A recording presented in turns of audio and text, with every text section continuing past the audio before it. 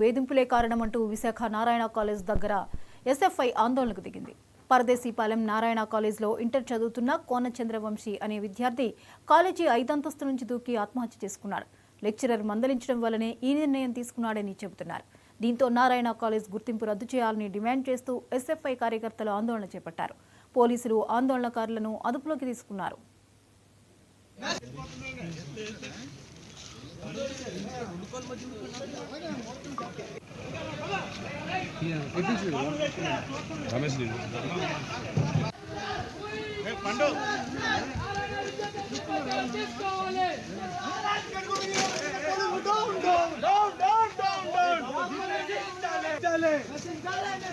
అధికార పార్టీకి కొన్ని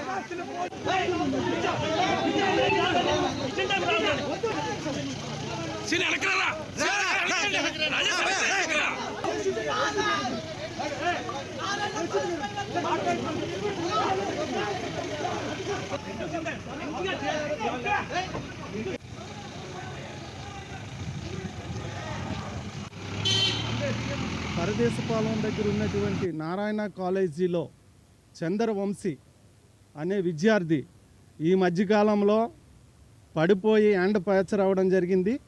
ఆ ఫ్రాక్చర్ అయ్యే సందర్భంలో ఇంట్లో మూడు నెలల పాటు రెస్ట్ తీసుకొని కాలేజీకి మళ్ళీ హాస్టల్కి రావడం జరిగింది. వచ్చిన సందర్భంలో క్లాస్ టీచర్ పిలిచి, నువ్వు 3 నెలలు రెస్ట్లో ఉన్నావు కాబట్టి నీ చదువు మీద పూర్తిగా ఫోకస్ పెట్టి నువ్వు చదవకపోతే నువ్వు ఫెయిల్ అవుతావు అని చెప్పడం జరిగింది.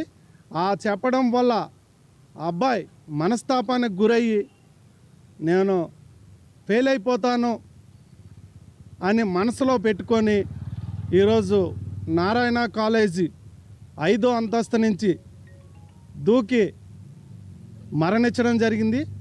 ఈ అబ్బాయికి తండ్రి కూడా లేడు, బాగా పేద ఫ్యామిలీ అంట. నారాయణ చైతన్య ఏదైతే క్యాంపస్లు ఉన్నాయో ఈ క్యాంపస్లన్నీ కూడా విద్యార్థుల మీద ఒక బలి పశువుల్లాగా